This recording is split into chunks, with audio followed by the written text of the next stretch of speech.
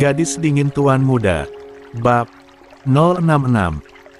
Rahmi memutuskan untuk tidur, tapi sudah beberapa menit dia hanya berguling-guling di batas kasur, karena tidak bisa tidur. "CK, gue kenapa nggak bisa tidur sih?" gerutu Rahmi kesal. Dia meraih kembali ponselnya tapi dia hanya menghidupkan lalu mematikan kembali. Dia melakukan itu beberapa kali, sampai bosan sendiri dan menyimpan ponselnya. Beda lagi dengan sang kekasih, Algaskar tidak uring-uringan, atau ngereok seperti Rahmi, tapi dia hanya duduk diam tidak tidur. Semua teman-temannya sudah pada tidur, entah kenapa tapi dia kembali tidak bisa tidur, padahal beberapa hari saat bersama Rahmi dia gampang tidur dan tidurnya selalu nyenyak. Malam ini saja mereka berpisah tapi dia sudah tidak bisa tidur, dasar pasangan bucin. "Al, lo nggak tidur?" tanya Karel yang terbangun. Dia berniat mengambil air di dapur. Karena haus, dia malah menemukan Algaskar duduk sendiri di mini bar dalam markas. Jawab Algaskar singkat. Dia tadi sedang melamun memikirkan Rahmi, ingin menghuni tapi takut mengganggu sang kekasih. "Kenapa nggak bisa tidur?" tanya Karel lagi. Hanya deheman yang Algaskar keluarkan. "Mau gue buatin kopi?" tawar Karel. Dia tahu bagaimana Algaskar yang susah tidur dan selalu begadang saat mereka sama-sama tidur di markas. "Nggak perlu," tolak Algaskar pelan, tapi masih terkesan datar. Algaskar hanya akan menghilangkan wajah datarnya untuk dua orang saja, yaitu sang mama dan sang kekasih. "Nggak mau coba buat tidur?" tawar Karel lagi. Dia hanya bisa membantu sang sahabat seperti ini karena dia juga tidak tahu harus bagaimana. Tapi bukannya akhir-akhir ini lo sering tidur siang ya? Lo udah nggak susah tidur lagi? Atau malam aja?" lanjut Karel baru. Ingat Algaskar sudah sering tidur. Algaskar langsung bangun dari duduknya, membuat Karel mendongak. "Kenapa?" tanya. Karel melihat pergerakan Algaskar yang tiba-tiba. "Gue balik," jawab Algaskar, mengambil jaket dan kunci motornya. "Kok balik? Ini udah malam banget Al," ujar Karel mengikuti Algaskar sampai depan pintu markas. Algaskar berhenti di samping motornya lalu berbalik. "Nggak apa-apa, gue duluan." Kemudian Algaskar menaiki motornya dan melaju meninggalkan markas. Dia melewati beberapa anggota Alistair yang masih nongkrong di halaman markas. "Si bos kenapa?" tanya salah satu anggota Alistair pada Karel. "Gue juga nggak tahu, tiba-tiba mau balik," jawab Karel seadanya, lalu menatap mereka yang masih duduk. Ada yang main game, main gitar, atau sekedar minum kopi sambil merokok. "Kalian nggak tidur?" tanya Karel. Mereka menggeleng tanda tidak. "Belum ngantuk," jawab mereka. Karel mengangguk lalu masuk kembali ke dalam markas, untuk melanjutkan tidurnya. Sedangkan Algaskar setelah beberapa menit perjalanan, kini dia sudah berdiri di depan sebuah mansion mewah. Jika kalian pikir ini mansion Gutama, kalian salah, karena ini adalah mansion Adi Surya. Ya, Algaskar pulang tapi bukan pulang ke rumahnya, dia pulang ke rumah sang kekasih. Algaskar yang tidak sungkan atau takut, dengan santai berjalan ke arah teras mansion. Dan berdiri di pintu utama, dia kemudian menekan bel mansion itu di tengah malam, di saat semua orang sudah tidur dia malah bertamu. Algaskar menekan bel berkali-kali, menunggu di bukakan pintu. Tenton. Mando yang kebetulan terbangun karena ingin ke kamar mandi, mendengar bel mansion berbunyi. Dia tahu ada tamu tapi siapa yang bertamu di tengah malam begini. Kamarnya yang terletak di lantai 2, membuat dia bisa mendengar saat bel berbunyi. Apalagi keadaan sunyi, berbeda dengan Rahmi yang berada di lantai 3, yang kecil kemungkinan untuk mendengar bel, apalagi jika dia sudah tertidur. Siapa yang bertamu malam-malam begini? Bahkan memencet bel dengan tidak sabaran. Gerutu Mando, mengumpati orang yang itu, karena semua maid yang bekerja di mansionnya tinggal di belakang, dan mereka sudah waktunya istirahat, memang jika sudah. Malam yang tinggal di mansion utama hanya Rahmi dan Mando. Dengan terpaksa Mando turun untuk membukakan tamu tak diundangnya itu pintu, lihat. Saja jika tidak penting sama sekali, atau hanya orang iseng, akan Mando hajar orang itu. Masalahnya orang iseng mana yang berani mengusik apalagi mengerjai sang mafia kejam itu. Ceklek. Raut wajah dingin bercampur marah tadi, langsung berubah jadi wajah kesal dan malas, melihat calon menantu kesayangannya berdiri di hadapannya dengan wajah santai, terkesan datar, tidak ada raut bersalah di wajahnya. "Apa yang kau lakukan malam-malam begini, Al?" tanya geram Mando, ingin sekali dia mengumpati Algaskar, tapi dia tahu bagaimana Algaskar, bukannya minta maaf, malah akan semakin membuat Mando kesal. "Begini cara menyebut menantu papi yang ebru pulang?" tanya Algaskar santai.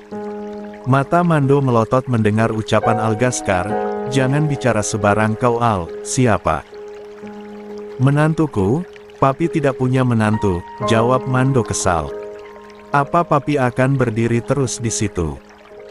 Al mau masuk pi, ngantuk mau tidur sambil peluk istri," ujar santai Algaskar, semakin membuat Mando kesal.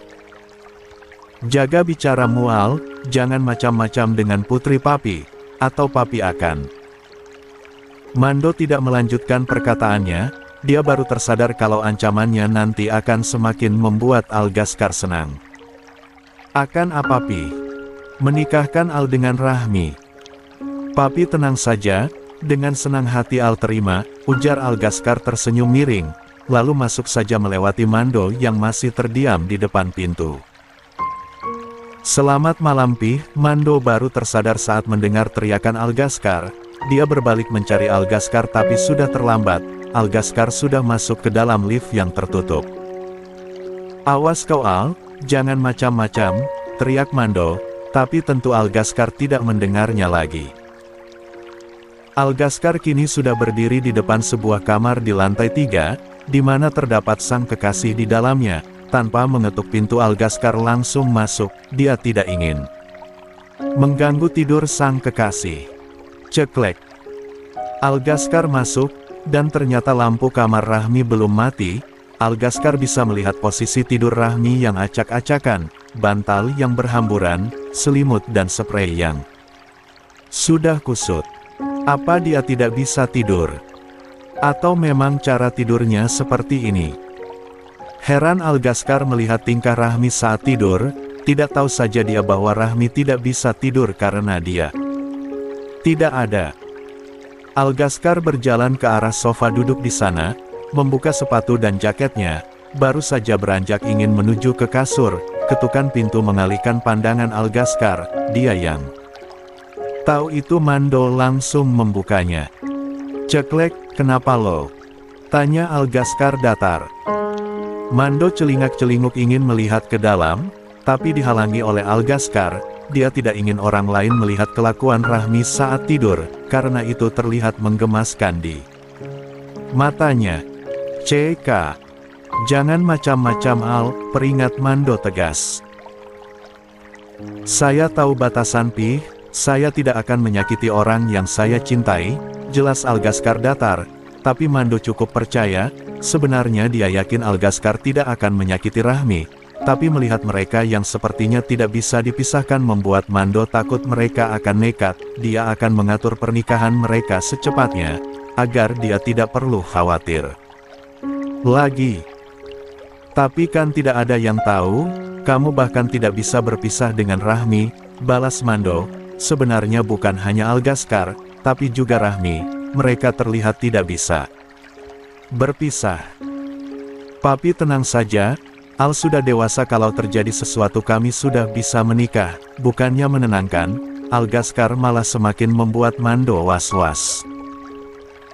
"Ail," geram Mando, Dia tahu Algaskar hanya bercanda tapi dia terlanjur emosi dengan anak muda satu ini. Wajahnya saja yang datar tapi kelakuan bikin orang darah tinggi.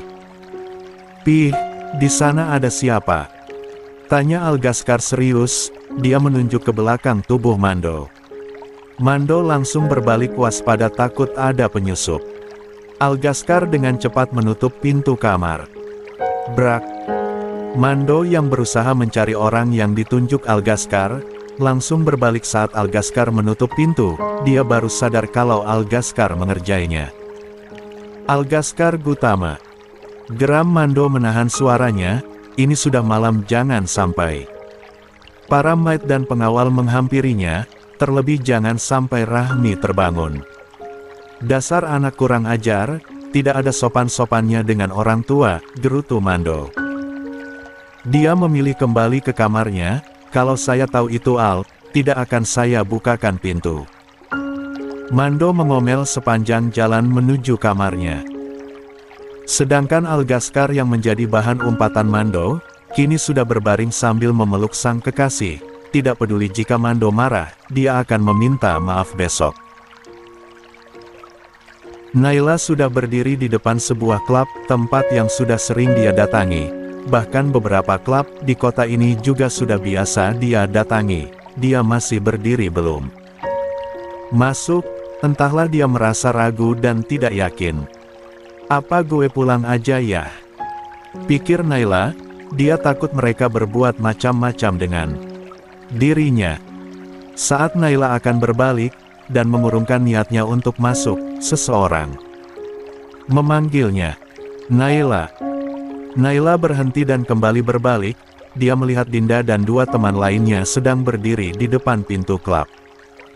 "Sini," panggil Dinda meminta Naila mendekat, karena sudah kepalang sampai dan mereka juga sudah melihat Naila. Dengan terpaksa Naila mendekat ke arah mereka. "Lo mau kemana tadi?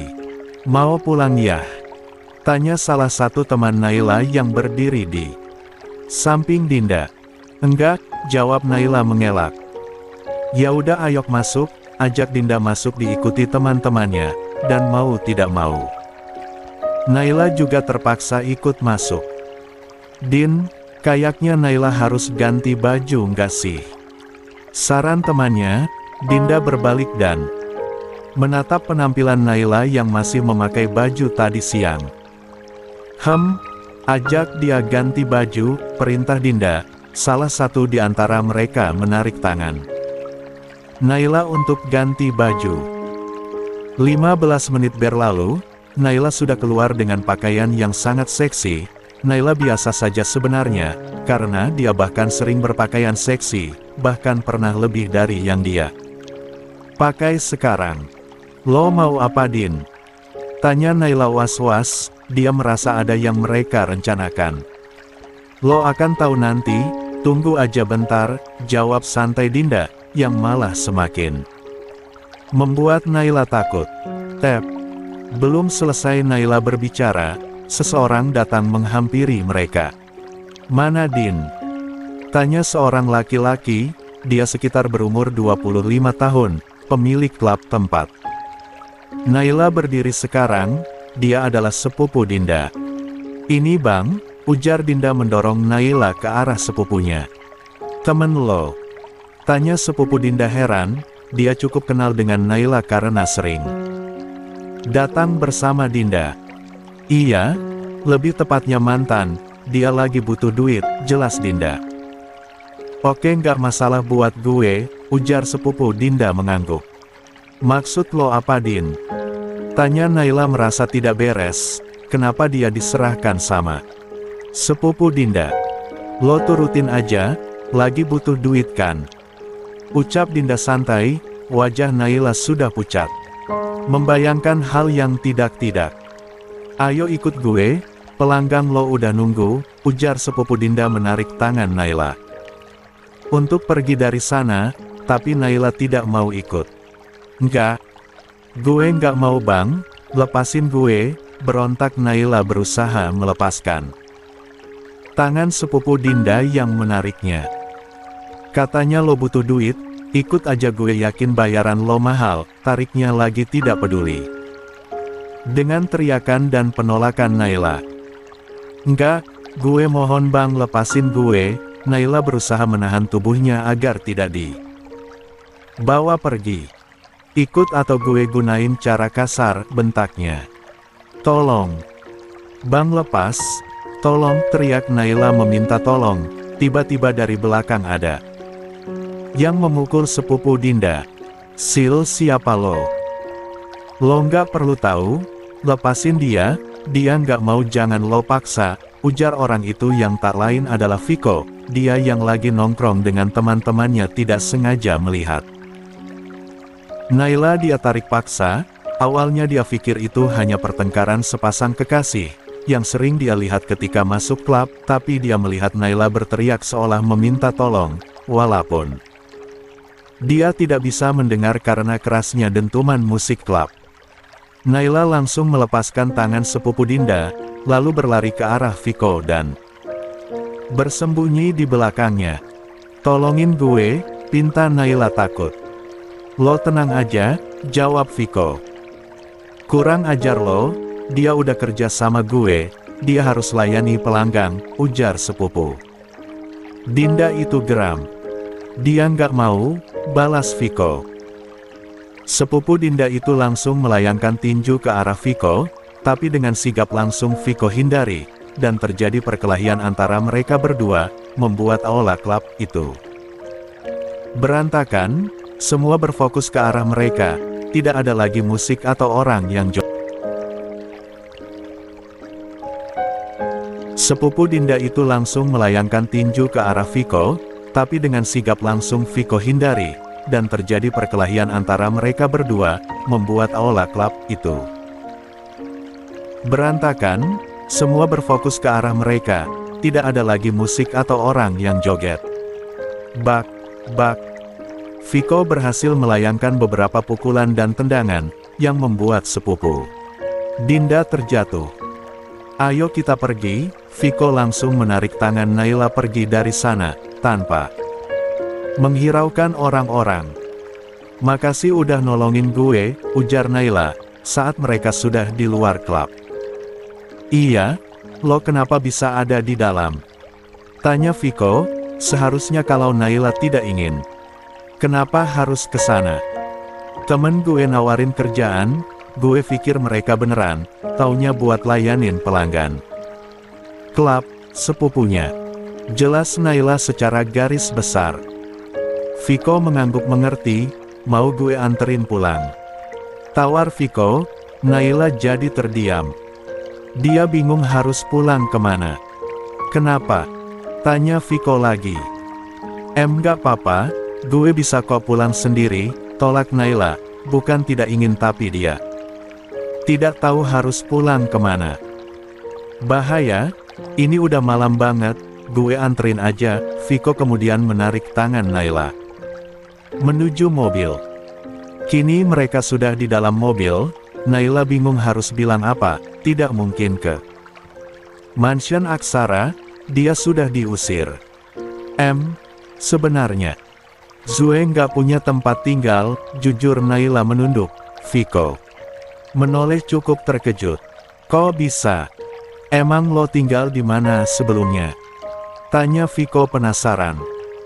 Ceritanya panjang, yang jelas tadi siang gue udah keluar dari rumah dan sekarang gue nggak tahu mau kemana, ujar Naila. Ya udah, gimana kalau lo tinggal di apartemen gue aja dulu, gue tinggal di rumah.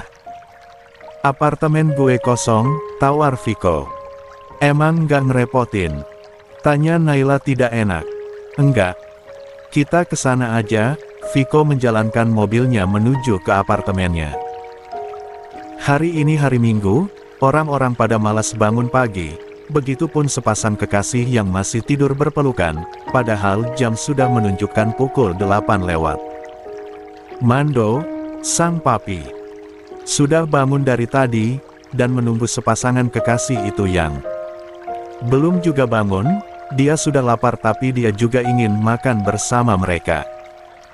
CK, di mana sih mereka? Saya sudah lapar tapi mereka belum bangun, gerutu Mando, berdiri dari duduknya dan berjalan menuju lift, untuk menyusul mereka ke kamar Rahmi. Ting!